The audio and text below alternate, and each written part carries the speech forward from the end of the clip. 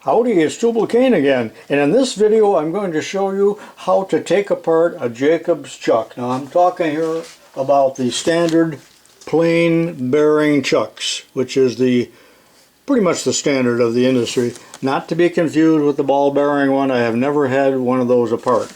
But why would you want to take one of these apart? Well, for several reasons. One, you might just want to clean it if it's been subjected to grinding dust or something like that. But eventually, if they're old enough, there's wear in the jaws and in the threads and in that nut. And if you examine jaws sometimes, you're going to see what I mean. But if I take this apart, and this is actually a repair kit for this size chuck. But in reality, I'm going to take apart the 5/16 because I have 4 of them. And they come in all different sizes, as you can see here, including this tiny one here on my Dumore press. And I don't know if that's the smallest one that they make or not. But in the repair kit, you will get 3 new jaws and the nut. Now the nut comes in 2 pieces, but you can see that originally it was machined as one and then literally broken apart. Now that must have got quite a response from some customers over the years, because you will notice that on the box it says 1 threaded nut, broken in halves, to be used in sets only. So they made a point of telling you that it's broken in halves.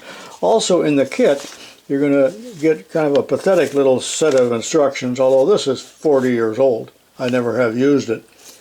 Explaining how to identify the 3 jaws, because they are not the same. It's kind of like a 3-jaw chuck on a lathe.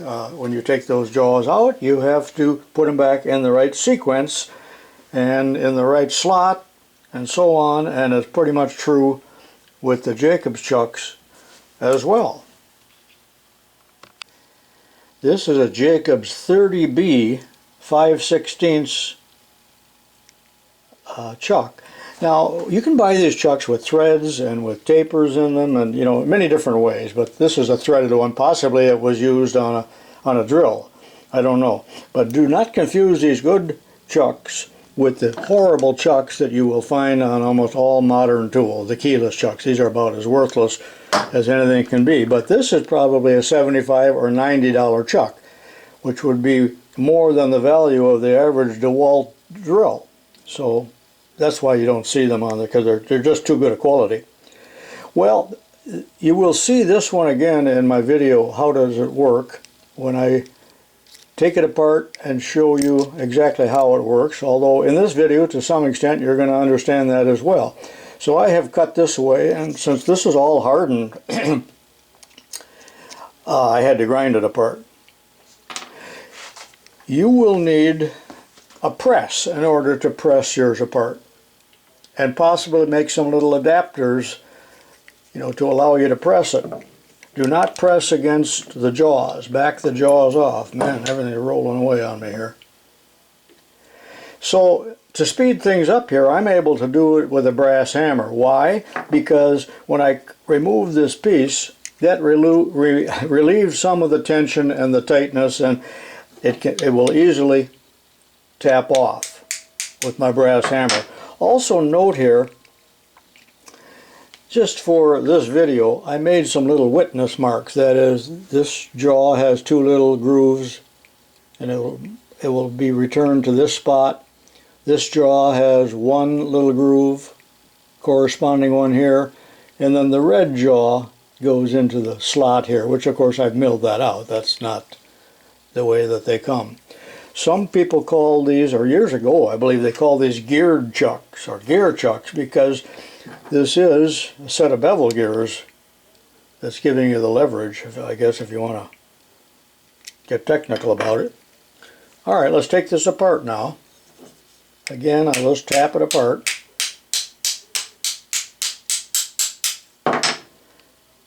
And the sleeve will come off. I hope. Yeah, there it comes. You can see why these cost so much. There's just an awful lot to a piece like that. Then the nut that is in two pieces, and notice there's a bit of a groove there on the bottom that will help you to get it back. I think this has it too, to indicate that that is the bottom. Also, the threads in the nut are at an angle, because you can see the jaws are at an angle. So now when I take the nuts off, the jaws are free to come out.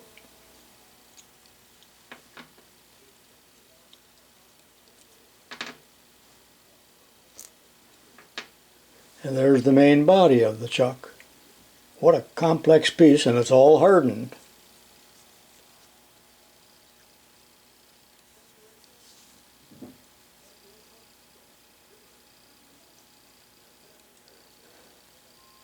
And you can see now where the jaws go. Those are holes.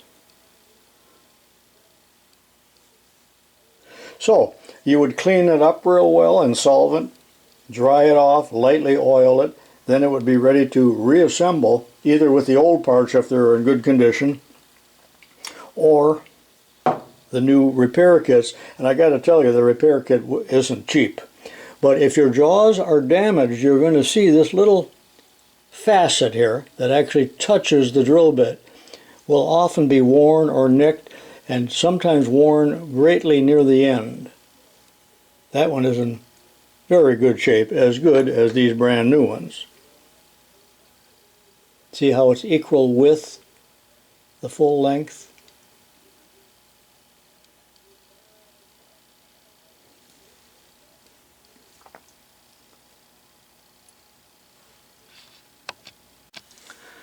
All right, I'm ready to put it back together. Everything has been cleaned and oiled lightly. And I'm going to take the red jaw, which I know goes into this slot here, push it right into the hole. Now you got to make sure you don't rotate this. You want the gear to be up. And I think it's best if you put the jaws all the way in until they touch up here, the top. You got a little bit of a twist in that. So they touch up here.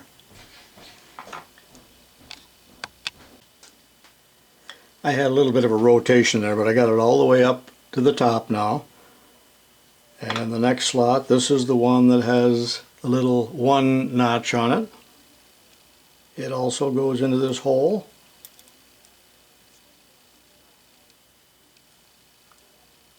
And I'll push it all the way until it touches. And by the way, when it touches like that, that is the stop. That's what determines the maximum size drill bit that you can hold in a chuck when it hits the top. And rotate it. I hope this is showing up in the video. And here's the one with the two little notches on it.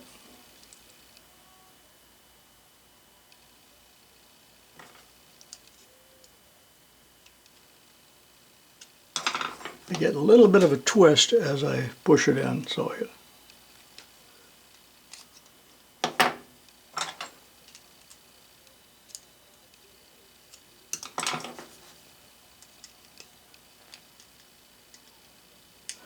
okay, all three jaws are in place.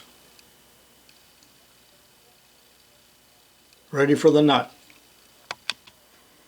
And next, the nut. Take one half of it, put it on there. Now you may have to rotate this into different positions until you see that it's really seated in the thread. It is not sticking up higher than the body of the chuck. That may take just a little bit of fitting. Then I'll flip it over and put the other one on if I can. And see, this jaw slipped on me a little bit.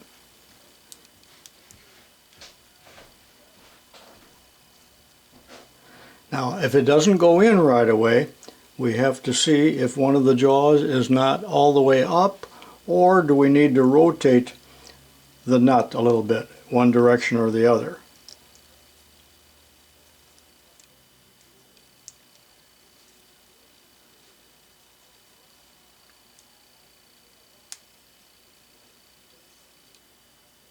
Still not quite in. Okay, that took a little finessing to get it in the right spot, but once it's in the right spot, again, all three jaws will be touching and you'll be able to rotate the nut. So as I rotate the nut, you can see that the jaws are moving. So don't put it back together or attempt to put the sleeve on until it works in that manner. Now, with a little oil on this, it'll go right over, and of course you're going to have to press it on.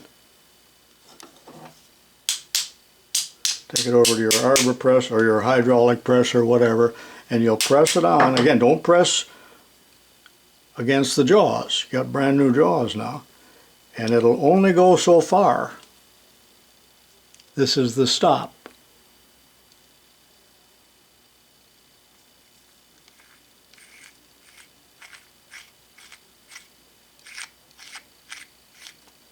And there you go. That's how to install new jaws in your Jacob's chuck. This is Tubalcain saying so long for now.